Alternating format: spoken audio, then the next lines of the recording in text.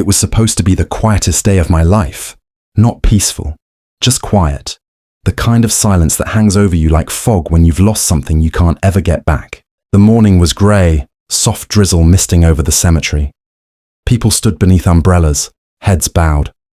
My son's photo rested on the casket, smiling like he always did, the same grin that used to annoy me when I tried to stay angry at him. The pastor was just about to begin when the sound hit. A low, grating rumble that didn't belong. Tires crunching gravel, an engine revving, and then a horn, heads turned. A silver Lexus SUV was creeping down the narrow cemetery path, past the "No Vehicles Beyond This Point" sign.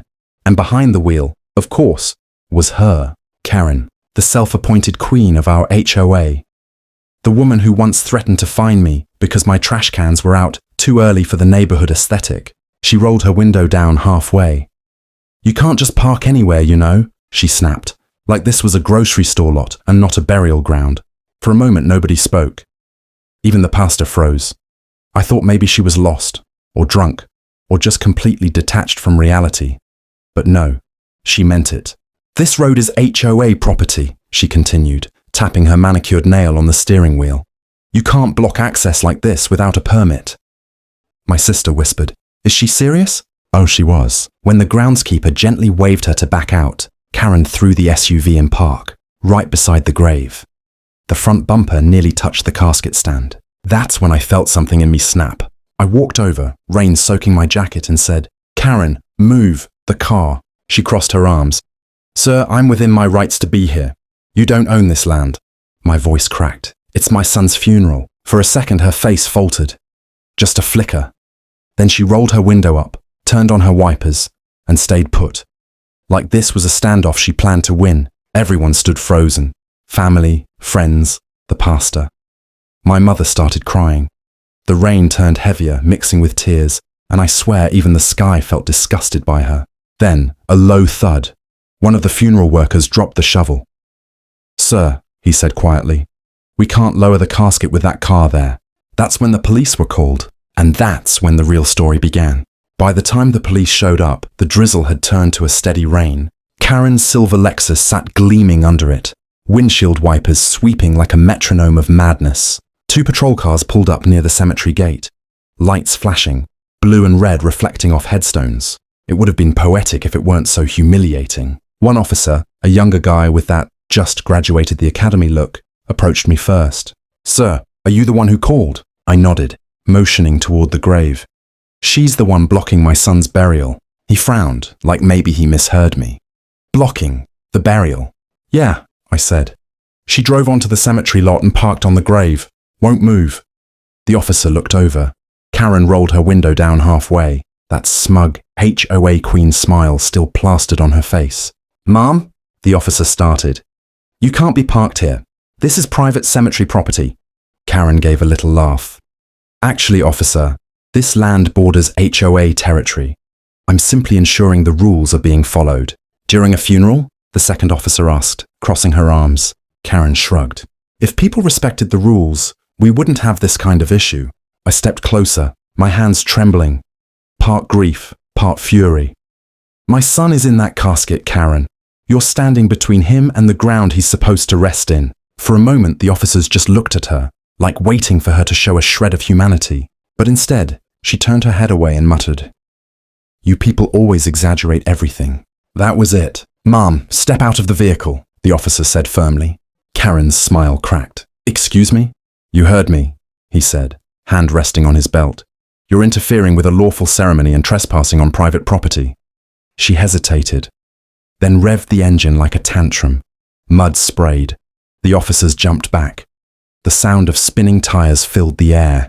People gasped. My mother screamed. The pastor clutched his Bible like a shield. The younger officer reached in, pulled the door open, and turned the key off.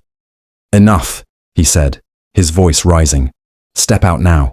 Karen finally did, arms crossed, muttering something about lawsuits and respect for authority. The older officer called for a tow truck, while the other led her aside to take a statement. I could still hear her, even from 20 feet away, arguing about HOA jurisdiction and decorum. And in that moment, watching her argue with police beside my son's grave, Something inside me went cold, because I realized this wasn't just a moment of madness. This was who she really was. 2 weeks later, I found myself sitting in a courtroom that smelled like old coffee and disinfectant, the kind of smell that clings to government buildings. Karen sat 2 rows ahead, hair perfectly curled, posture like she was at a PTA meeting, not a criminal hearing. Her lawyer, a slick man with too much gel, argued that it was all a misunderstanding, that she was concerned about HOA boundaries, that she didn't mean any disrespect. The prosecutor thankfully didn't buy it. He played the video a family friend had recorded that day. The rain, the crying, the casket half lowered, and Karen's Lexus sitting right there, her voice muffled through the window. You can't block HOA access. This is still community property. The courtroom was dead silent except for the sound of that engine idling. Karen didn't even flinch watching it, not once. When it was my turn to testify, my throat tightened, but I forced the words out. I buried my son a day later, I said, because she wouldn't move her car.